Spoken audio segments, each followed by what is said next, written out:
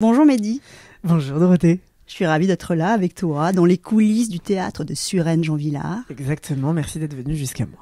Ouais, et là t'es en pleine répétition pour Portrait. Exactement, on est dans notre dernière ligne droite, on est en train de préparer ma nouvelle création qui s'appelle Portrait et qui sera présentée en ouverture du festival Suresnes Cité Danse. Yes, à partir du 6 je crois. Exactement, du 6 au 8 janvier prochain. Et après tu enchaîneras avec Chaillot.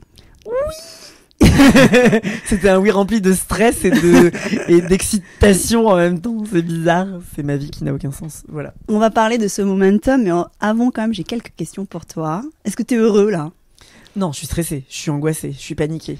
Mais par contre c'est cool parce que t'arrives le jour où je me suis détendue. Je suis contente d'être tombée sur ce jour-là. Parce que il y a une grosse pression autour de ce spectacle, dans le sens où je me mets déjà énormément de pression autour de chaque projet auquel je participe, parce que je prends un peu trop les choses à cœur et j'ai vraiment envie, même si on n'atteint jamais la perfection, d'aller au plus abouti possible. Donc déjà, je me mets une pression de base. Mais il se trouve que Portrait arrive à un moment dans ma vie où je vais en même temps prendre la direction d'un lieu, qui est le Centre chorégraphique national de Créteil et du Val-de-Marne. Et du coup, il y a une pression que je ressens, me concernant moi, pour être à la hauteur du projet, montrer que j'arrive, et c'est pas pour rien que j'ai été nommée à cet endroit-là. Et de l'autre côté, il y a tous les copains qui me disent on te regarde, on t'attend. Ouais, il y a deux grosses échéances en janvier. Je serai heureux le 7 janvier. 2023 est un nouveau chapitre dans ta vie. Bon, bah, comme tout le monde, hein, tous les ans est un nouveau chapitre, il n'y a pas de stress. Mais ta vie est bien remplie quand même. Hein. Tu l'as. Et quel regard portes-tu sur le grand garçon que tu es devenu aujourd'hui là? Bah écoute, c'est pour ça que t'as de la chance de me choper aujourd'hui. En fait, la marasme et le speed et l'engouement et l'énergie que je mets dans chaque projet fait que je prends pas spécialement le temps de me poser après un projet pour step back un peu, regarder un peu ce qui s'est passé et me dire putain c'est cool, on a fait ça. En fait, tout s'enchaîne. Et hier soir, il se trouve que j'ai eu la chance d'être invitée à un événement où je me suis retrouvée pile entre Aurélie Dupont et Angèle. Et elles étaient là toutes les deux, alors que je les ai jamais croisées au même endroit, au même moment, toutes les deux. Et je leur ai dit, mais vous symbolisez quand même un petit peu toutes les deux juste mes deux cultures et mes deux life goals réunis. Et du coup, j'ai fait ah putain, c'est là où en fait je me rends compte que c'est cool, on a fait du beau chemin et je réalise mes rêves en fait, c'est trop cool. Ouais, voilà. Tu te rends compte du chemin accompli. Voilà, juste hier soir, je me suis fait oh waouh, il y a maman qui m'a ouvert les portes de l'opéra, il y a maman qui m'a ouvert les portes de la pop. J'ai dit les pop de la porte, mais t'as compris, qui est vraiment la culture dans laquelle j'ai baigné. Et moi, c'était mon rêve de mettre en scène et de chorégraphier un concert de ce type. Et je me suis retrouvée entre les deux en mode, mon rêve, c'était d'aller à l'opéra et d'aller là-bas. J'étais en mode putain, je l'ai fait, donc je suis content. Je suis au bon endroit. Et de réunir aussi différentes familles de danseurs. C'est aussi ça que tu arrives à faire là tout au long de ce chemin. Et il y a des choses que tu gardes pas de ce que t'as. Si on fait un petit. De ouf, j'ai fait de la merde de ouf. Mais comme tout le monde, hein, tous les danseurs, il y a un moment, faut qu'on fasse nos cachets. J'espère que les copains qui écouteront se reconnaîtront et se retrouveront à l'intérieur de ça. Mais non, y a aucun mauvais passage. J'ai de la chance, même en cachetonnant, ce qu'on appelle dans le métier cachetonner, il faut faire ses heures, ou il faut payer son crédit, ou il faut payer son loyer, etc., etc. Même en cachetonnant, j'ai toujours fait que des trucs qui me faisaient plaisir et qui me faisaient marrer. Parce que la chance que j'ai, c'est que moi, tous les côtés de ce métier m'intéressaient. Donc, j'ai jamais donné des cours parce qu'il fallait arrondir les angles. J'ai toujours donné des cours parce que j'adorais donner des cours. J'ai chorégraphié à la télé, pas parce que je ne trouvais pas ma place dans les théâtres, donc par défaut, je suis un danseur commercial. Non, j'ai cette culture, j'aime ça, et c'est un bonheur de me retrouver à la télé. Et à chaque fois que je m'y retrouve, je me tape des barres de rire pas possible, parce que ça me fait mourir de rire, soit de chorégraphier Angèle qui se tape un trip avec des téléphones portables, ou Mass Singer et faut faire danser un lion, ça n'a pas de sens, un chanteur déguisé en lion, aucun sens. Et en même temps, j'arrive dans ces théâtres et j'ai une mission de faire passer des émotions aux gens, et je la prends à bras le corps et j'essaye de l'embrasser en tout cas avec toute ma culture et tout ce que moi j'essaye de mettre en avant le mieux possible. Je ne maîtrise pas le fait que ça passe ou que ça passe pas. Ça, c'est le public qui nous le rend après ou pas. Mais en tout cas, j'essaie de rester le plus entier, quel que soit le spectre dans lequel j'évolue dans la danse. Donc je suis heureux de toucher à un maximum de spectre possible et de, même en cachetonnant, avec des gros guillemets, m'amuser et prendre le métier que j'ai choisi à bras le corps. Et t'es heureux de faire tout ce que tu peux toucher. Mais au max, mais c'est un défaut et un problème dans ma vie. Parce que je veux toucher à tout, moi, et j'arrive pas à dire non. Et de le faire à 300%. Mais de ouf, c'est un Putain, j'en parlais hier avec Stéphane Jarny, qui est un metteur en scène et directeur artistique avec qui j'ai travaillé pendant longtemps. Et on s'est appelé pour se donner des nouvelles.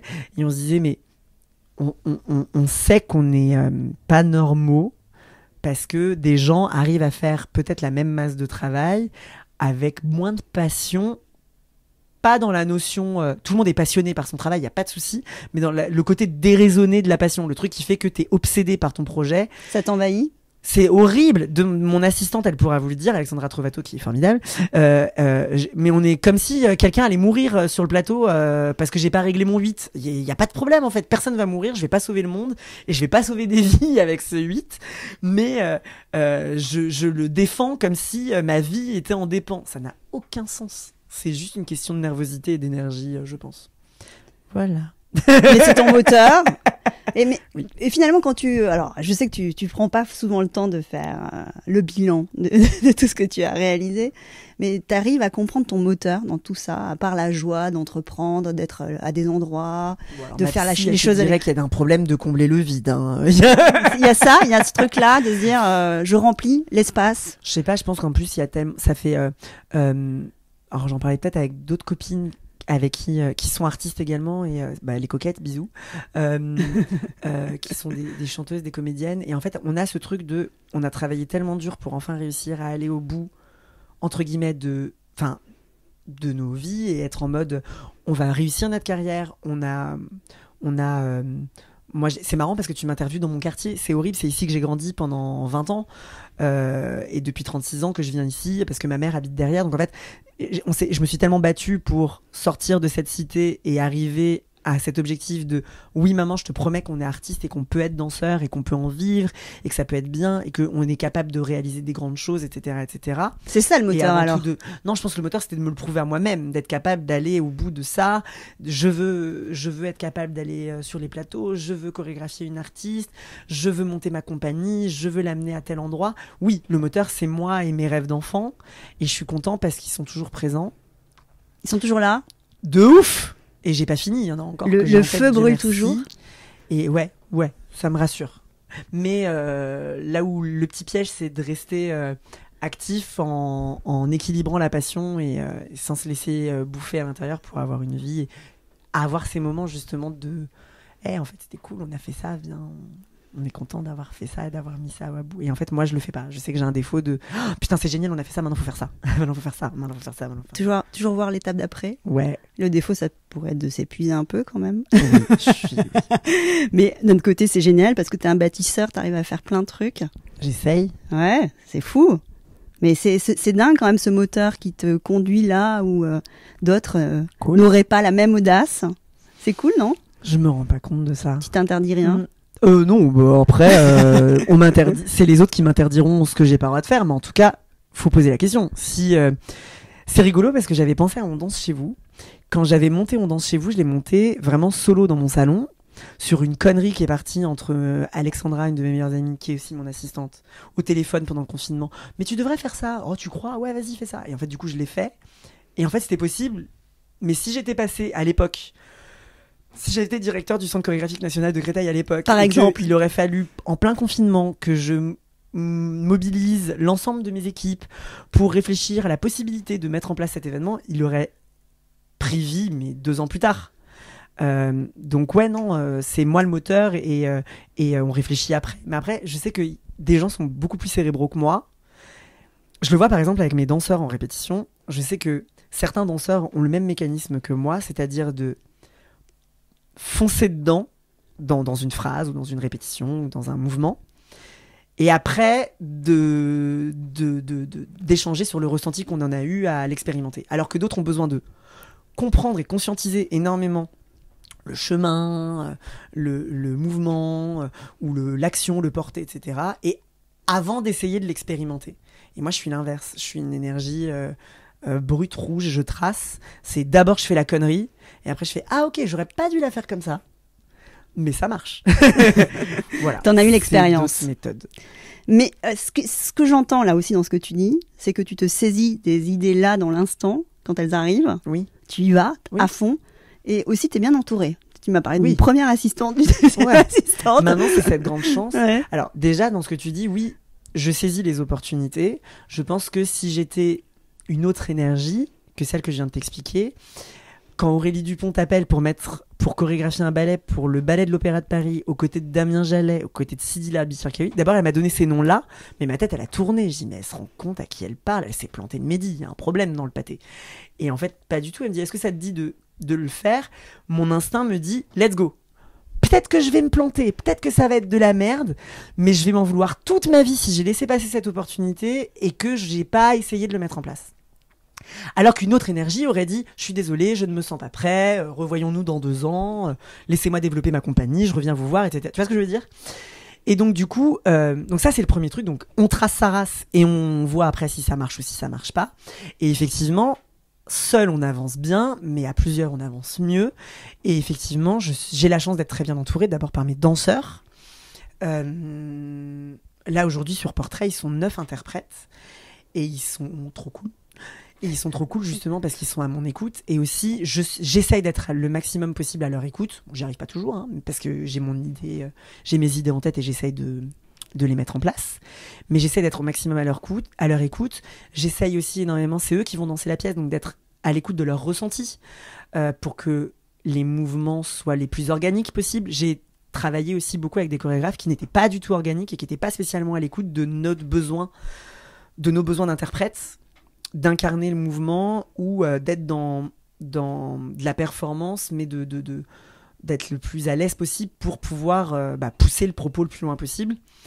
Et ça m'a énormément coûté, je me suis énormément blessée, ça m'a énormément fait mal, donc j'essaie d'être le plus possible à l'écoute de leurs besoins pour que ils se retrouvent à l'intérieur du chemin que j'essaie de raconter. Ensuite, j'ai une super assistante, et effectivement, une fois que j'ai monté ma compagnie, pendant 4 ans, j'étais solo, et grâce à tout cet emballement qui s'est passé notamment pendant le confinement et la compagnie qui s'est développée et maintenant le CCN, j'ai une vraie équipe qui me suit. Donc ça a commencé par mon assistante chorégraphique qui me suit partout, qui est Alexandra Trovato, qui est formidable et qui a un peu le même chemin que moi, c'est-à-dire qu'elle vient de la télé un peu comme moi à la base, elle vient des choses très commerciales, etc. Et du coup, elle s'est diversifiée avec le temps et elle est capable de comprendre cet état d'esprit qui est assez rare finalement, de toucher un peu à tous les... D'aller à plein d'endroits. D'aller à plein d'endroits différents. Donc ça, c'est mon assistante. Et puis ensuite, il y a un chargé de production, il y a une administration, il y a plein de choses qui se mettent en place, plus plein de postes que je vais découvrir en arrivant au CCN parce que j'ai jamais eu autant de monde pour s'occuper d'un de mes projets. C'est bien, tu vas être bien entouré. Et le point d'inflexion là dans ton parcours, tu l'as senti quand? Tu parles de ce phénomène peu buzz. Oui, il était là. Je pense que ce phénomène, ce buzz qui s'est passé pendant le confinement a permis sans doute une visibilité supplémentaire à mon travail. Mais moi, j'ai pas eu le sentiment de devenir chorégraphe il y a 2 ans pendant le confinement. Ça fait 20 ans que je suis danseur. Ça fait, on va dire, mes premiers projets de chorégraphe étaient il y a 10-12 ans. J'ai le sentiment que les choses évoluent au bon endroit au bon moment. Si ce buzz, entre guillemets, m'était arrivé un peu plus tôt dans ma carrière, je l'aurais sans doute géré moins bien, entre guillemets, parce que la place de l'ego chez un interprète qui est pas assez mûr ou qui est pas... je pense que c'est arrivé au bon endroit. Ça m'est arrivé quand j'avais 34 ans, quand j'avais déjà pris conscience que quand on m'appelle pour mettre en place un projet, c'est le projet que je mets en valeur, c'est pas mon nom. Donc ça, pour une artiste comme Angèle, c'est extrêmement important parce que la danse vient la soutenir, vient la mettre en valeur, mais ne vient pas parasiter son rayonnement. Et le pari, il est réussi quand elle s'élève grâce à eux et eux s'élèvent grâce à elle, donc ça c'est cool. Et inversement, quand tu montes ta compagnie et que tu développes ton projet, si j'avais répondu direct oui à Aurélie Dupont alors que je n'avais pas déjà monté une première création, manger un peu le je bitume. connais pas les expressions, tu sais, quand tu me chopes en sortie de répétition. Mais c'est parfait. Tu vas manger le bitume ou faire des erreurs, expérimenter des choses qui sont pas justes, j'aurais pas été à point. Ça c'est bien à point. Voilà. Et sans doute j'ai faim. Et pourquoi elle a fait appel à toi, Aurélie Dupont, à ce moment-là? Parce qu'on lui a proposé. Alors, pardon, je te coupe. Par contre, je me tiens mal ouais, avec le non, micro. Il faut pas que tu touches trop la partie bas. En bas. Voilà. Pardon. Merci, sinon ça fait des petits. Pourquoi elle a fait appel à moi à ce moment-là? On était dans une période extraordinaire parce que le Covid a amené une réflexion, ce qui est cool, à demander aux institutions et à toutes ces tutelles, ces grandes maisons qui ont des habitudes, qui vont te programmer le lac des Cygnes à Noël, tu vois, des choses qui sont extrêmement ancrées en tout cas. Ça a bousculé tout le monde et ça a obligé tout le monde en tout cas d'aller chercher des nouveautés. Se réinventer, exactement. Et c'était le concept de la soirée dans laquelle j'ai été invitée. Elle n'était pas du tout prévue dans l'agenda de l'opéra à cette période-là. Mais comme le Covid est arrivé, ils ont dû bousculer toute leur programmation. On ne savait pas si on allait jouer, mais ils en ont profité du Covid pour lancer des travaux dans l'Opéra de Paris et pour transformer leur plateau. Et ils ont transformé le plateau dans une espèce de salle. Il y a eu un immense proscénium qui débordait au milieu de Garnier, donc c'était très beau. Personne l'a vu, à part en vidéo. Mais en tout cas, je vous confirme que c'était très beau. Et Aurélie s'est dit, bon, bah, du coup, je vais faire une programmation exceptionnelle et je vais proposer à Larbi, à Damien. Elle était pas folle, hein, elle savait très bien déjà qu'il fallait proposer à des têtes d'affiche importantes. Et elle s'est dit, je vais également donner la chance à d'autres chorégraphes plus émergents d'arriver ici. Et si je le fais pas maintenant, et elle est géniale dans ce sens-là, elle a dit, mais si je le fais pas ici, je pourrais jamais le faire ailleurs. Donc elle a pensé à Tess Volker, qui est une danseuse de NDT, extraordinaire danseuse d'ailleurs, pardon. et ensuite, elle cherchait quelqu'un d'autre, de français, puisque tous ces noms sont internationaux. Et on lui a suggéré mon nom, parce qu'à cette époque-là, effectivement, on pouvait pas trop me rater sur le paysage.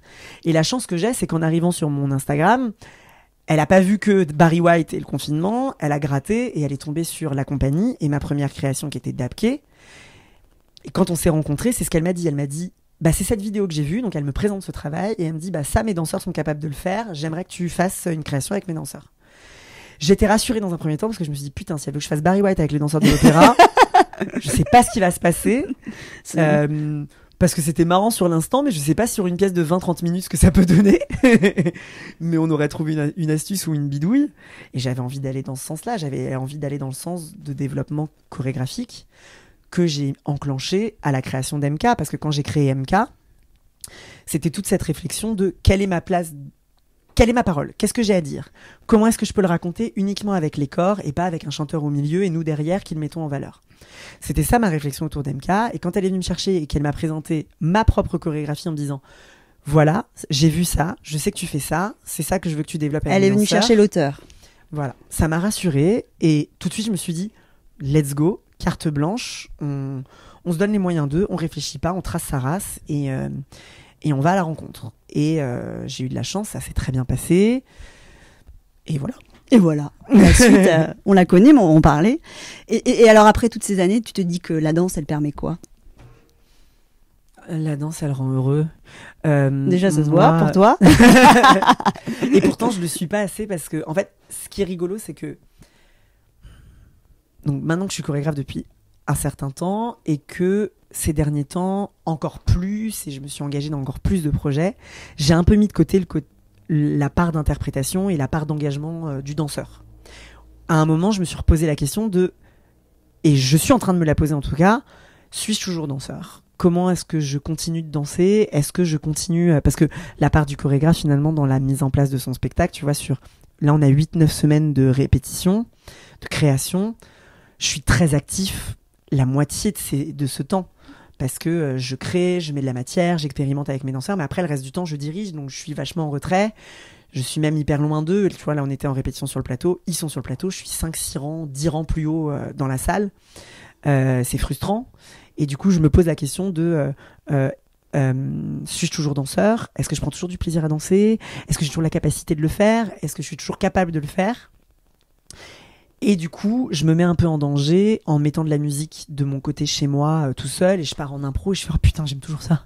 Donc ça me C'est rassure. important pour toi d'être toujours dans le plaisir de tout ce que tu fais. C'est vital. Mais on en a besoin. Sinon, on a raté... Tu perds ton souffle. On a raté le coche. Ouais. Bah ouais, sinon on n'a pas choisi le bon chemin, on n'a pas choisi la bonne carrière. Et je prends un plaisir monumental à mettre en scène ces idées et ces histoires. Et Et si je perds du plaisir là-dedans, ça va se sentir, même pour le public, ça va se savoir. Je serai plus honnête avec le mouvement, avec mes interprètes qui ont besoin de défendre ce mouvement, avec les gens qui viennent me chercher pour mettre en valeur leurs idées ou leurs projets. Je serai pas honnête, ça marchera pas. C'est pas possible. Donc t'es toujours danseur ou pas? Ouais, encore, ouais. Je suis cool. Non, mais ça, voilà, ça m'a rassurée. T'arrives au moment où je me suis posé ces questions cette année parce que c'était important. Et je me le suis prouvé en osant repartir en improvisation par moi-même, en osant monter sur scène avec mes danseurs. Là, on a fait une date avec Angèle, enfin 2 d'ailleurs, où j'ai rejoint l'équipe sur scène et j'ai fait le spectacle avec eux. Et là, et ça fait du bien et en fait, ça me rassure. D'être dans le dur. Ouais, parce que tu sais, il y a vachement. Quand on est danseur, je sais pas si les autres se posent la question, mais on sait qu'on va pas danser toutes nos vies. Ou en tout cas, on nous a conditionnés pour nous dire que vous ne pourriez pas danser toutes vos vies. Ce qui, je pense, est une erreur parce que y a des interprètes et des chorégraphes qui continuent d'interpréter jusque très tard. Dans Portrait, j'ai une danseuse qui a 67 ans et elle n'a jamais arrêté de danser et elle est toujours en mouvement. Donc, ces projections qu'on nous donne très tôt de votre corps pourra pas suivre toutes vos vies, c'est vrai, faut qu'on soit à l'écoute de notre corps. Mais ces projections qu'on nous envoie de c'est pas possible de danser trop tard, attention vous allez vous blesser, etc., sont fausses. On adapte, on doit adapter le corps, on doit s'adapter, être à l'écoute de notre corps pour savoir quelle est la faisabilité du truc. Mais en tout cas, on peut rester danseur très longtemps. Et moi, j'avais peur que psychologiquement, je me suis dit, faut 40 ballets, t'es trop vieux pour danser, c'est pas possible. Mais en fait, si, putain, j'ai 36 ans, j'ai encore envie de danser, et j'espère qu'à 40 ans, je danserai encore. Et Amy Swanson, qui est avec nous, qui pour l'anecdote est une danseuse professionnelle depuis très longtemps, et c'est également la présidente et la personne qui a créé Le Regard du Cygne, qui est un lieu dédié à la danse à Paris. Donc voilà, elle joue dans Portrait, est un super exemple autour de ça parce que elle a 67 ans et elle est au taquet en répétition et c'est la personne, enfin, elle est heureuse de ce mouvement et tout ça et c'est hyper inspirant pour nous et pour tous mes interprètes qui ont entre 18 et 36 ans du coup sur le plateau. C'est hyper cool. Donc ouais, je suis toujours danseur. T'es toujours danseur. Et tu portes toujours en toi l'envie, et t'as froid, mais tu m'as vu en train de d'inventer une autre manière d'aborder la danse. J'essaye. Je me rends pas compte. Tu t'en rends pas compte ça? On danse chez vous, se casser les barrières, réunir des mondes. Finalement, c'est ce que tu arrives à faire inconsciemment peut-être. J'ai rien inventé. Je pense que d'autres l'ont fait avant moi, sans doute pas de la même manière, parce que les époques bougent. Du coup, les mouvements bougent. Du coup, parce que je pense à des chorégraphes comme mon prédécesseur Moran Merzouki, lui aussi vient de la danse hip-hop, mais a amené, je pense que dans l'approche on est dans une création de spectacle qui est très différente mais populaire. Préjocage pour moi est un chorégraphe contemporain qui a amené la danse contemporaine à un public plus populaire, plus accessible, a rendu la danse contemporaine plus accessible.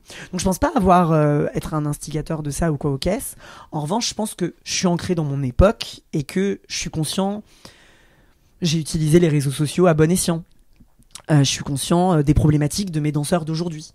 Ouais, dans ce sens-là, ou du public qui vient me chercher en cours, je suis à cette écoute-là. Dans ce sens-là, je perpétue un peu une volonté. Mais même Pina aussi. Avait à cœur de raconter des histoires et de bouleverser un peu le public sans qu'il s'en rende vraiment compte en allant voir un de ses spectacles. Donc je pense qu'on est nombreux à mettre ça en place depuis très longtemps et c'est juste qu'il y a un renouvellement avec les générations. Mais en tout cas, tu fais partie de ces maillons qui permettent ça. Je suis très heureux de faire partie de cette équipe. Cette équipe qui rend visible la danse. Avec grand plaisir. Et donc, on parle de ces 2 enjeux qui arrivent en janvier. La direction du CCN de Créteil et du Val-de-Marne. Incroyable, cette nomination. C'est pourquoi ça n'a aucun sens. Non, mais ça me fait beaucoup rire. C'est-à-dire que est arrivé sur les réseaux sociaux et sur Internet l'annonce du départ de Moran Merzouki. Et je crois que quelques mois plus tôt, il y a un autre CCN, je pense que c'était Le Havre et La Rochelle aussi se sont libérés ces derniers temps. Aussi. Non, Grenoble, l'annonce c'est faite après Créteil. Mais en tout cas, Le Havre et La Rochelle, en tout cas, ont été libérés. Et avec Alison, qui est mon administratrice, Alison est venue me titiller en disant « Est-ce que t'es chaud pour qu'on sollicite un CCN ?» Et moi, tout de suite, à l'époque, je lui disais « Absolument pas. On n'est pas prêt. je suis pas sûre que ce soit ma place encore, et c'est surtout, je veux rester en activité auprès de tous les autres projets que je mets en place, parce que je ne serais pas vivant si tu m'empêches d'aller de répondre à des projets autres que MK. J'ai besoin d'aller m'amuser avec Angèle, j'ai besoin d'aller faire les victoires de la musique classique, j'ai besoin de faire On danse chez vous et de temps en temps de donner un stage. J'ai besoin de faire ça. Et ces CCN, en tout cas au moment où ils étaient en place, mon administratrice m'a posé la question, est-ce que tu as envie ? Non. Parce que c'est pas le moment, etc., etc. Et ensuite, la position de Morad s'est libérée et je me suis posé la question, je dis bon, Créteil, c'est à côté. Un peu chez moi. Non, mais ce qui me rassure, c'est qu'effectivement, je connais cet environnement, j'ai grandi en banlieue parisienne. Pour moi, c'est similaire. Qu'est-ce qui t'a fait changer d'avis alors ? À part le fait la que... proximité, on est à Créteil, on est à Paris. Ça peut me permettre de continuer mes activités. Ça ne va pas parasiter. Ça va me permettre de développer davantage les activités d'MK. Ça va me permettre d'aller encore plus loin dans mon travail de création. Ça va me permettre de développer davantage On danse chez vous. Ça va me permettre de créer aussi des nouvelles idées, des nouveaux concepts, de m'associer à d'autres artistes pour continuer de faire évoluer MK. Et ça, c'est formidable. Et pour autant, je vais pouvoir rester actif et continuer de répondre à des commandes qui m'amusent et qui me nourrissent autant, parce que je suis sûre que tout se nourrit. Je suis persuadée que si je m'amusais pas une partie de l'année à court, je serais pas autant épanouie à Jardin quand je débarque avec ma compagnie. C'est impossible. Il y a un rôle un peu plus politique quand même. Dieu merci, non. Dieu merci, non. Alors oui, c'est une nomination ministérielle, donc oui. Malgré tout, ben voilà, il y a des tutelles, il y a la DRAC, il y a la DGCA, on a une mission de rayonnement national, international, d'accompagner également. Cette mission, je la prends très à cœur et c'est formidable. Non, je ne suis pas un politique parce que je suis un artiste à la tête d'une institution culturelle qui est dévouée à la création. C'est la chance des CCN. En tout cas, de ces centres formidable d'ailleurs. Ouais, c'est une vraie chance. C'est l'exception culturelle française, encore une fois. Et c'est un bonheur. À l'intérieur de ça, je vais continuer. En fait, c'est arrivé au moment où je me suis dit, mais en fait, je fais déjà tout ça sans les moyens du CCN. On danse chez vous, je l'ai créé. Tous les ans, je fais une programmation où j'essaye de mélanger des artistes émergents, des artistes confirmés, des compagnies contemporaines et des compagnies plus populaires. Ça fait 3 ans. Ça sera ma 4e année l'année prochaine. J'ai monté ma compagnie pour raconter des histoires, les développer, aller dans les théâtres publics, les petits, les grands, et raconter des histoires à tous les publics. Je donne des cours. Donc en fait, toutes ces missions-là, sauf que je les fais sans moyens, avec très peu d'accompagnement. On a commencé à toucher nos premières aides cette année, et ça fait 5 ans qu'on existe. Donc ça a été assez fulgurant, c'est allé arriver très vite, mais en fait, je me suis dit, le CCN, en fait, c'est ma mission dans MK, mais avec des moyens. Donc postulons. Et la chance a fait que mon projet a été entendu, accepté, validé, après moult péripéties et aventures, parce que c'est pas de tout repos de postuler à la direction d'un centre chorégraphique national en France, sachez-le. Donc j'ai pas volé ma place et j'ai hâte. C'est très excitant comme projet. Et alors, le directeur de ces scènes que tu as envie d'être ? J'ai envie d'être le même, sauf qu'on m'a donné un terme différent. Ok. J'espère que... Alors peut-être que je suis un peu utopiste à cet endroit-là, parce que depuis que j'ai été nommée, je mesure la portée du projet et surtout les attentes qui viennent des institutions. Parce que on représente un label et qu'on a été nommé par Madame la Ministre. Ça, je l'entends. Mais après, on nomme des artistes à ces postes-là. Et j'ai pas menti sur mon CV en postulant. Tout est extrêmement clair et limpide. Lisible. Il suffit de cliquer sur Instagram pour savoir qui je suis. Et toutes les conneries que je fais autour de Britney Spears. Et j'en passe. Donc on me prend tel que je suis. Je compte certainement pas... j'espère en tout cas certainement pas perdre mon ambition, ma folie et voilà, ce qui fait que je suis un artiste entier. Et j'espère comprendre l'outil suffisamment bien pour élever le label et lui donner le rayonnement qu'il mérite. Voilà. Et toi, il y a 2 actions vraiment hyper importantes pour toi que tu as envie de réaliser dans le cadre de cette nomination. Si tu devais en citer 2, tu vois, 2 trucs qui te tiennent vraiment à cœur. Alors, tu dis, j'arrive. Les 2 premiers projets que je veux... Non, mais il y en a plein. Il y en a mais beaucoup j'imagine plus que 2. Oui, bien sûr. Il y en a beaucoup plus que 2. Tu vois, on va... Non, et même, je suis assez insupportable parce que... et mes équipes en ont marre de moi. Ouais. Parce que mon agenda, il est pris 7 jours sur 7. Quoi qu'il a... Vraiment, parce que c'est n'importe quoi. Parce que c'est un bouillon. C'est un bouillon et c'est génial. Mais je rajoute encore des idées là-dedans. Et je leur rajoute encore des trucs. Je dis, putain, on n'a pas pensé à ça, ce serait génial de faire ça. Et encore hier, j'ai envoyé un message à Alice en me disant, putain, on n'a pas pensé à ça, ce serait trop cool de faire ça, non? Et elle me dit, bah, let's go, c'est parti. Mais bon, ça va se mettre avec le temps. Non, je vais rien dire de pas me porter la guigne. Et puis, comme ça, si je dis rien, on m'en voudra pas si je le fais pas. Oh Non, le premier projet qui me tient à cœur, c'est de développer et de rendre encore plus accessible la danse à tous. Non seulement parce que j'ai créé un événement qui s'appelle On danse chez vous, donc il faut qu'on y aille, qu'on continue de rendre la danse accessible. Oui, les théâtres, c'est hyper important. Oui, en dehors des théâtres, on va pas se mentir, ça a déjà été fait, mais le numérique, je trouve qu'on est hyper en retard dans l'accessibilité des grandes œuvres ou tout ça, etc., autour de la danse, parce que souvent la danse est comment dire ça correctement? Je pense que j'ai mal répondu à ta question. Je l'ai mal prise. Non, j'ai mal pris le bout au départ. Tu veux que je te redonne la question? Ouais.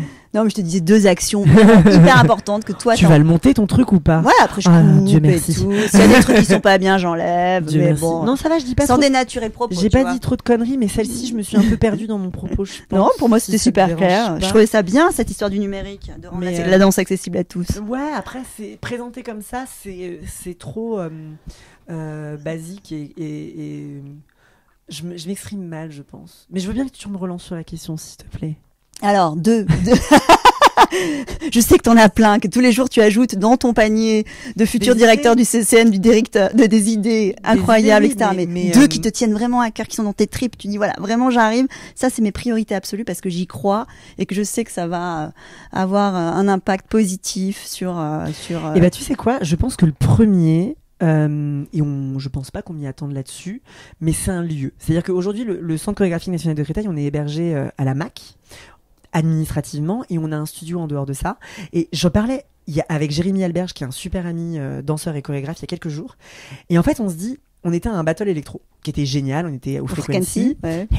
Et on était au Frequency, et on se dit, putain, moi j'aime trop, j'adore l'énergie de la danse électro, et j'adore l'énergie de cette communauté, pas tout le monde, mais comme dans tous les milieux, en tout cas qui rassemble et qui fédère, notamment grâce à des personnalités comme Ashraf, comme Miel, qui ont cette envie, cette volonté de pousser leur culture à un niveau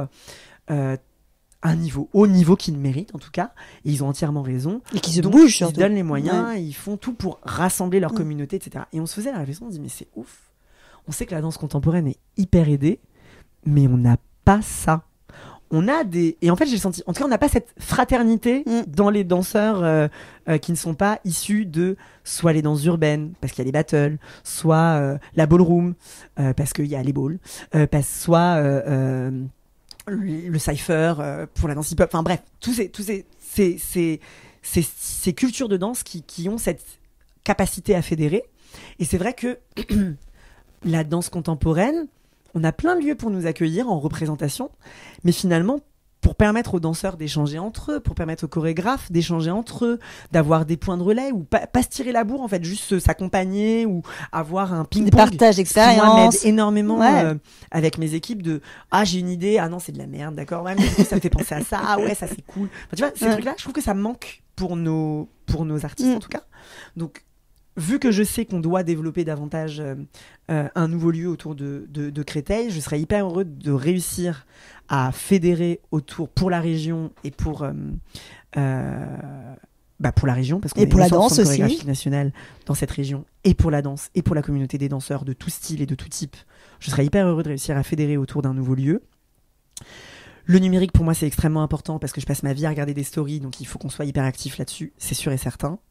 Et je veux continuer en danse chez vous, donc je veux qu'on aille continuer d'aller danser chez les gens et de leur permettre d'accéder à du savoir et à de la possibilité grâce à ça, parce que même si c'était hyper cool l'année dernière, on a fait On danse chez vous à Chaillot, mais on a retransmis toute la journée en direct sur les réseaux sociaux, parce que c'est hyper frustrant pour la culture de se dire ben non, désolé, moi mon village il est trop loin, j'arrive pas pour me déplacer à Paris, il me faut 3 heures, un hébergement, un machin, un truc. Ben non, en fait, il faut que tu puisses y accéder, il faut que tu puisses avoir la possibilité, faut que tu aies la possibilité de voir et de vivre ce moment malgré tout. Donc ça doit exister. L'accessibilité à notre art, à notre culture, Génial. ça doit exister, ça doit perdurer.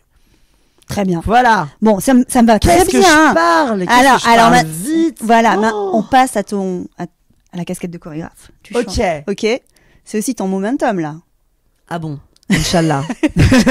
Janvier. janvier, je présente ma nouvelle création Ouais, que j'attends de présenter depuis mai 2020. J'en avais vu un extrait, je sais pas. Alors en fait, c'est devenu un extrait malgré nous. C'est-à-dire que donc là, effectivement, tu as raison. En janvier 23, je présente enfin ma 3e création. C'est ma 2e création avec MK et c'est ma 3e création en tout, puisque j'ai eu Dabke, ma pièce à l'opéra, et aujourd'hui Portrait. Pour l'anecdote, Dabke a fini sa carrière. Je pensais que Dabke avait fini sa carrière en février-mars 2020 et on devait commencer les résidences en mai 2020 de cette nouvelle création. Bon ben, tout le monde a vécu le Covid. Est arrivée cette sublime opportunité de créer à l'Opéra de Paris, donc ça m'a encore décalé dans le temps la possibilité de travailler Portrait. Et je ne l'ai pas présenté la saison d'après non plus, puisque tous les théâtres programmaient les reports de Covid des 2 saisons précédentes. Donc ça y est, on est enfin prêt, on présente enfin ma nouvelle création. Ça fait 2 ans que je l'attends, mes interprètes sont prêts. On attend ça depuis longtemps. Je suis hyper heureux d'avoir trouvé cette idée. Elle est venue bêtement dans un atelier de travail avec mes danseurs. On part souvent en improvisation, je raconte des histoires, je raconte des blablas. Et un jour, on est parti en impro autour d'une photo. Photo de famille. Bah à la base c'était juste une photo et en fait je me suis en nourrissant leur imaginaire pour créer le mouvement, j'ai imaginé une photo un dimanche après-midi au soleil en pique-nique formidable où on essaye de mettre en place une photo avec tout le monde mais t'arrives jamais à réunir tout le monde. Tu vois ce que je veux dire quand t'es à Noël? Allez venez, non mais attends faut que j'aille récupérer le truc dans la cuisine. Non mais attends dans 1 heure on le fait, t'inquiète pas. Tu vois ce genre de truc, de l'urgence, du machin, et en fait c'était cool d'avoir le portrait de famille qui se met en place, d'avoir un thème qui fédère sur le plateau, des interprètes de tout style, tout type, tout genre, tout âge, sans limitation de quoi que ce soit. Et en fait, il n'y a rien de mieux que la famille pour essayer de fédérer toutes ces possibilités. Et effectivement, du coup, on a commencé, c'est parti du coup d'un tout petit truc de 5-6 minutes qu'on a présenté à un gala qui s'appelait le Gala Hope. J'y étais. Cool. C'est pour ça que je t'ai dit j'ai vu un petit. Trop cool. Et en fait, au Gala Hope, j'ai regardé, j'ai dit, bon, en fait, elle est trop cool cette famille. Venez, on développe et on va plus loin. Et en fait, j'ai mixé les idées. C'est-à-dire que l'idée que j'avais au départ de ma création de 2020 à Portrait, on se sont entendus et on donnait naissance à Portrait, du coup, qui arrive là début janvier. Et c'est une manière de dire aussi famille, je vous aime, un peu à ta manière ou non, pas? C'est une manière de dire, oui, alors maman je t'aime, papa je t'aime. Le Vous reste, avez on a des entendu. problèmes à régler, vous inquiétez pas, mais on les réglera. Mais non, c'est une manière de dire, en tout cas me concernant, on choisit pas sa famille et on choisit sa famille de cœur, on choisit pas sa famille de sang. On est obligé de cohabiter avec des gens qu'on n'a pas choisis à la base et des fois, il y a des blessures, il y a des trahisons, il y a des gens avec qui on s'entend pas et on est obligé de composer avec. Et c'est facile dans le travail parce qu'en fait, si on veut pas répondre à un con, on lui répond pas et on passe à autre chose. Mais ta famille, tu vas la retrouver. Malheureusement, cette personne, elle sera devant toi à Noël ou devant toi au prochain mauvais événement, malheureusement. Il va falloir composer avec, il va falloir mettre... Enfin, tu vois, c'est ce rapport à l'humain qui m'intéressait. Ce rapport à, il y a des moments d'isolement, des moments de connexion, des moments de présence intense et des moments de besoin, de rejet total. Et c'était cool de se dire qu'on pouvait expérimenter ça. Moi, j'adore travailler le groupe et ça m'excitait de travailler avec des interprètes qui ont entre 19 et 67 ans. Il y a la question de l'héritage aussi, bon. Donc effectivement d'avoir des différents âges au plateau et la question de l'héritage. Ouais, la question de l'héritage. Je pense qu'après le public va se faire il va se faire sa famille à lui. Exactement. Mais c'est ça qui est cool. C'est ça qui est cool avec la danse, c'est que comme on n'impose pas un scénario de base, on laisse l'imaginaire du public partir à l'intérieur. Moi, il y a des choses que je raconte et que j'explique à mes danseurs et même eux disent « Ah mais alors moi, j'étais pas là du tout. J'étais à un autre endroit. » Et c'est drôle parce que c'est ces différences d'interprétation qui nourrissent le débat et qui nous permettent de sortir d'un spectacle et d'échanger et d'appeler sa maman en sortant j'espère, en sortant du spectacle ou au contraire d'appeler son meilleur ami parce que ça l'a touché. Enfin, tu vois, c'est ce genre de réflexion qui m'intéressait à l'intérieur de ça. Et dans la matière chorégraphique, là, qu'est-ce que tu découvres dans cette phase de résidence? Il te reste encore quelques semaines, mais... Alors là, t'arrives au moment où on est presque au bout de la création et on va bientôt attaquer la technique. Donc on va arriver sur le plateau et on va maintenant poser les couleurs. un peu comme un peintre. Et non, là, on a développé. Je suis clairement dans la même lignée de ce que j'impose depuis le début. Une qualité de mouvement très présente. Il y a énormément de danse parce que j'ai besoin que ça bouge. Je suis quelqu'un avec beaucoup d'énergie, donc j'ai besoin que ça se ressente sur le plateau. Qu'on voit les personnages aussi. J'ai besoin que chaque interprète existe. Danse. En fait, j'ai besoin que les gens. Et ça, c'est très dur. Et c'est assez subtil. Et je comprends la difficulté pour mes interprètes de comprendre, mais comme ils n'ont pas tous le même langage à la base, j'ai besoin que non seulement on comprenne qu'ils ont tous des individualités très marquées et très présentes, mais qu'il y a des points de rencontre qui sont extrêmement évidents et qui sont inévitables. Ça, c'est ma démarche de recherche dans le mouvement et dans la matière et dans les connexions, dans les duos, dans les groupes, dans tout ce qu'on est en train de mettre en place. Et il faut que ce soit un petit peu déjanté quand même. Bah j'espère, vous nous direz si c'est assez barré pour vous ou pas. Et alors qu'est-ce que ça représente d'être à Suresnes Cité Danse et après à Chaillot? Ça n'a aucun sens. En fait, pardon, c'est ma grande phrase. Ouais, je la mettrai en citation. Non mais c'est ouf parce que l'opéra il y a 10 ans tu me l'aurais dit, je t'aurais dit ouais, pas de souci, je veux le faire, mais jamais de ma vie je me serais dit ouais, ça va se faire. C'est fait, c'est ouf. Chaillot pareil, ça n'a aucun c'est des lieux que je chéris en tant que spectateur, que je sacralise en tant que danseur, en mode ouais, attends, respecte quand même quoi. Et en même temps t'y vas en mode putain, on va y aller, on va niquer le business quoi. On va changer la donne et on va y aller avec nos codes à nous. Et c'est cool. Suresnes, c'est autre chose parce qu'on est là où j'ai grandi. Moi j'ai grandi derrière la Cité Jardin, mon père habite d'un côté, ma mère habite de l'autre. Je vais littéralement mettre 3 minutes pour aller voir ma maman en sortant de ce théâtre. Dieu merci, parce que sinon je mets 1h30 pour venir tous les jours en répétition. Elle sera là les 3 soirs du coup? Elle a intérêt. Non, j'espère, je pense qu'elle sera là le premier soir en tout cas. Papa il est capable d'être là tous les soirs. Mais du coup il y a quelque chose d'extrêmement bizarre, parce que j'ai le sentiment que les danseurs viennent chez moi. Alors que j'ai été spectateur au théâtre de Suresnes, mais je n'ai jamais créé ici et aucun de mes spectacles ne s'est présenté.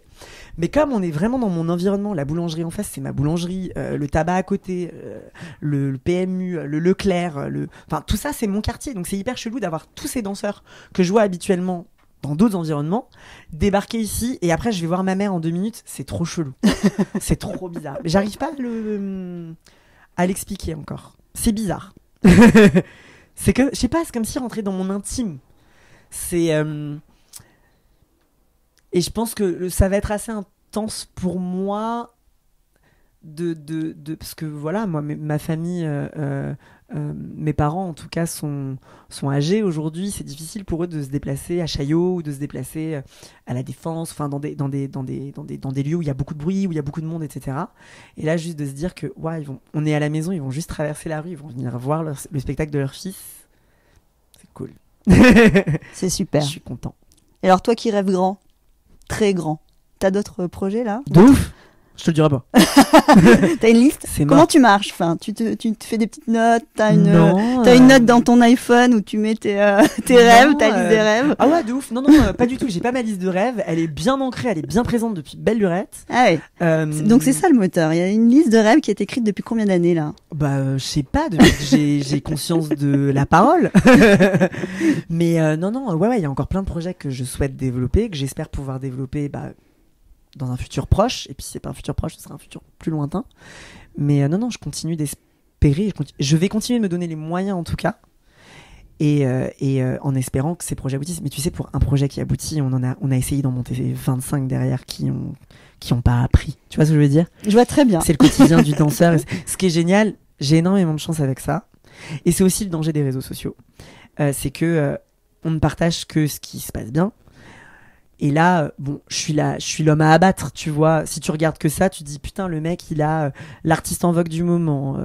Il est nommé à Créteil. La même saison, il va ouvrir le plus gros festival de la région. Et ensuite, il va à Chaillot, la maison. Enfin, c'est le Théâtre National de la Danse, quoi. Donc ouais, je suis l'homme à abattre. Mais pour en arriver là, il y en a 170 sur lesquels j'ai pas communiqué et qui n'ont pas abouti. Et souvent, on voit pas cette partie-là. on voit pas toute la partie de travail, tout les couches qu'il y a derrière. Exactement. Et souvent, il y a cette photo qui passe sur les réseaux sociaux où t'as un iceberg avec en haut le succès, le machin truc, et en bas toute la merde. Et c'est le quotidien de n'importe quel danseur ou personne qui partage la même passion et le même métier que moi, ou les artistes de manière générale. Il y a énormément de travail avant d'arriver à un projet qui aboutit. Et quand il va aboutir, il sera pas encore parfait peut-être, mais il nous aura donné les clés pour rebondir sur le projet d'après, et le projet d'après, et le projet d'après. Voilà. Donc toi, le travail, c'est 7 jours sur 7. C'est le problème. C'est la nuit aussi. Et problème. les principaux enseignements, tu dis oui, il y a des moments difficiles, il y a des moments sublimes et très joyeux. Tu vois, si tu as 2-3 trucs à partager de tout ce que tu as vécu, ton bagage là. De lâcher la pression. Ce que je ne sais pas faire. Ah, tu te le dis à toi-même en ouais. fait. Mais tu sais, le cordonnier est toujours le plus mal chaussé, Ouais. donc tu te donnes toujours. Je suis toujours de bons conseils avec mes danseurs, je suis toujours de bons conseils avec même mes amis qui sont chorégraphes ou qui co-caissent, et je suis le pire pour les appliquer. Voilà. Grosso modo, malheureusement. Mais non, je pense que j'ai pas la science infuse, donc je pourrais pas me permettre de donner des leçons à ce niveau-là ou de donner un enseignement quelconque. Personnellement, si je devais me donner un conseil, c'est j'espère de relâcher un peu la pression pour step back, pour regarder, de plus être dedans, mais juste de prendre 2 pas en arrière pour regarder le projet au global et se dire hey, tout se passe bien. Parce qu'en fait, quand t'es concentré sur un truc, tu vois que le négatif. Et là, je vois que il me manque ça, faut que j'avance sur ça. Voilà. Et en fait, tu regardes le truc, tu fais attends, ça va, sur 1 heure, on a fait 56 minutes, t'es pas trop mal, tu vois. J'exagère, tu vois, mais c'est un peu ma manière de vivre et ma manière d'être. Je suis trop passionnée, trop passionnelle dans mon travail. Non, on te le dit, écoute, hey, tout se passe bien. Merci. On finit par un petit quiz Vas-y.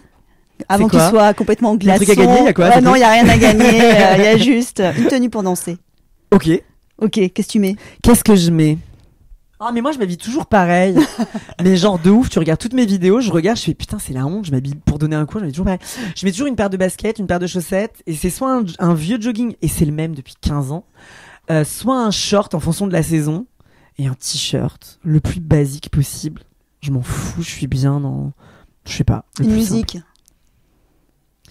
Oh. Putain, je t'ai pas parlé de la musique de la pièce, pardon. Ah bah oui, en plus la musique douce, sensible. Ah de... non, ça c'est obligatoire, je suis obligée de dire pardon. Que Ah mais on j'ai le la remettra. Alors chance- justement, ouais, moi après j'ai plein de questions, mais je me dis après, Je vais me faire tu engueuler. vois, enfin dans ta pièce il y a plein de choses à aborder, la coloration musicale, Non, la scéno, et ce qui me touche les énormément- costumes. Non, la grande chance. Alors, comme tu disais tout à l'heure, j'ai la chance d'être accompagnée par beaucoup de monde. Donc, non seulement il y a mes danseurs, il y a mon assistante, il y a toutes les équipes administratives et tout. La lumière, elle va être faite par Judith Leray, que j'adore, qui crée la lumière de plein de sublimes spectacles. Les costumes, c'est Guillaume Boulez, qui me suit depuis le début, qui a fait Dapké, qui a fait ma pièce à l'opéra et qui, du coup, vient me faire mes costumes ici pour l'opéra. Pour Portrait, pardon. Et la musique, je me suis tournée auprès de Lucie Antunes, que j'ai rencontrée l'année dernière sur un autre projet. Et on a tellement matché que je lui ai demandé, s'il te plaît, est-ce que tu veux bien t'occuper de Portrait? C'est une chance extraordinaire pour n'importe quel chorégraphe ou metteur en scène d'avoir une composition musicale créée sur mesure. C'est incroyable, tant pour les interprètes que pour moi. Déjà, d'être connecté avec une artiste aussi sensible que Lucie et aussi parfaite, elle touche absolument à tout, qui a une musique électronique extrêmement organique parce qu'elle utilise des vrais instruments qui nourrissent et qui viennent te chercher au fin fond du bidon. Ça fait du bien et j'espère que ça va toucher le public. Et c'est tellement une partition qui doit s'accorder à tous les postes entre les interprètes et elle et moi. Enfin, c'est une grande chance de travailler avec elle. Et voilà, c'est important de... Et ça, c'était une première expérience aussi forte, en tout cas sur ce... Non, la chance que j'ai eue sur... Justement, en fait, c'est la chance que j'ai eue à l'opéra. C'est quand je suis arrivée à l'opéra, je leur ai dit, écoutez, moi, je veux bien faire un truc, mais la musique, les gars, faut que ce soit béton. Et à l'époque, j'avais appelé Guillaume Alric, qui est aussi un compositeur extraordinaire, qui est qui fait partie du duo The Blaze, qui est aussi un groupe de musique électronique, donc tout le monde a compris que j'aimais l'électro. Ah bon. Et l'expérience avec Guillaume était tellement extraordinaire que ça va être difficile pour moi de composer autrement dans le futur. du coup, c'était extraordinaire de me retrouver de nouveau avec une compositrice avec qui ça fusionne très simplement et très facilement. C'est la deuxième fois du coup que j'ai une composition originale pour un de mes spectacles et c'est un bonheur incroyable. Et que le match aussi se fasse de manière aussi fusionnelle, c'est chouette. Nous, on le ressent et j'espère que vous nous direz quand vous verrez la pièce. Donc du coup, musique, tu nous conseilles. Donc, musique, Britney Spears. Ah, quand même, on reste dans les fondamentaux, les standards, quoi. Et alors, un accessoire pour danser sur Britney? Ah! Alors, si on suit à la trace ce que maman nous fait dans son salon sur Instagram, il vous faut un petit short. Ah, t-shirt, boum boum. Non, mais ça dépend. En fait, moi, j'écoute de tout. Et si tu me demandes une musique pour danser, franchement, j'avoue, Britney Spears, premier instinct, tu me mets Britney, je ne réponds plus de moi. Je pars. Oh, pardon, maman, essaie de m'appeler. Ah, c'est ça. J'arrive, maman. Ne coupe pas l'enregistrement. Non, c'est bon. Tout va bien. Parce qu'elle m'attend, la pauvre. Britney Spears, il y a un truc chimique qui se passe à partir du moment où ça se met en place. Je pars en sucette direct. C'est comme ça, c'est la pop. J'ai baigné là-dedans depuis gamin. C'est ce qui me fait rêver depuis gamin. Ça me fait partir au quart de tour, comme du France Gall, comme Angèle aujourd'hui, comme Dua Lipa et j'en passe. Et après, si je dois aller dans d'autres ressentis musicaux, c'est la musique électronique, donc c'est la chance de travailler avec Lucie, The Blaze, etc., toutes ces influences-là. Et un accessoire, le petit short de Britney. Il faut un petit short bien bas, taille basse, très très basse, et un téléphone pour pouvoir vous filmer et le faire dans votre salon. Ok, et un rituel avant d'aller sur scène avec ta troupe? Je fais toujours... Alors, d'abord, on se fait toujours ce qu'on appelle la tortue, mais je pense qu'il est assez commun dans le métier à beaucoup de compagnies et à beaucoup de gens. Et on se réunit, on se souhaite bonne chance, et on se dit toute la chance qu'on a de faire ce métier, on se donne toute l'énergie qu'on a entre nous. Et moi, personnellement, avant de monter sur scène, une fois qu'on a fait la tortue, je m'isole dans un coin, je me fais ma petite prière, et je fais un petit bisou comme ça que je tape 3 fois sur mon front, et je l'envoie dans le ciel. Okay. Et après, je monte sur scène et je prie, et voilà, et ça se passe bien pour l'instant à chaque fois. Et ils sont avec toi, quoi. Ouais. Les copains avec qui tu danses? La famille de danseurs? Moi, mes copains? Ouais. La première inévitable, obligatoire, c'est Julia Spiesser, qui est une de mes meilleures amies depuis 20 ans. On s'est rencontrés en dansant et j'espère qu'on va se garder toutes nos vies en dansant. Et mais tous mes copains, t'as pensé à qui, toi? Non? Je sais pas, moi j'ai rien écrit. Si je dois vous dire, je sais pas, tu vois, t'as des notes en fait de toi. Non, mais c'est mes questions, mais il y a pas les réponses. Non, si je dois penser à mes amis danseurs, j'en ai moult et multitudes, et la danse m'a permis de rencontrer aussi énormément de gens qui sont mes amis très proches aujourd'hui. Mais si je dois parler d'une chorégraphe, en tout cas, je parlerai de Julia, qui a monté sa compagnie qui s'appelle Les Josianes, et qui a un spectacle extraordinaire qui s'appelle comment il s'appelle, Les Josianes ou l'art de la résistance, qui est bouleversant et qui est formidable. Et c'est ma meilleure amie depuis 20 ans. J'ai une grande chance d'avoir des amis aussi talentueux. Voilà. Très bien. Et alors, une phrase pour finir cette conversation? Eh ben alors. Oh, mais je sais pas quoi te dire, moi. Comment tu vas? Non, merci à toi de m'avoir reçu, et dansons. Voilà, tous danseurs. Salut Mehdi, merci, grand merci pour ton temps. On sera là le 6 janvier. J'espère. Ouais. 6, 7, 8 à Suresnes. 6, 7, 8 à Suresnes. Sachant que le podcast c'est complet. Désolé les gars. Ah cool. Ouais. Désolé les gars, c'est complet à Chaillot. Ah mince. Et ensuite on a une petite tournée. Venez nous voir sur les réseaux sociaux pour suivre l'actualité. Bisous Théa. Et Théa était là avec nous ce jour-là. On le garde dans la boîte alors. Salut, ciao.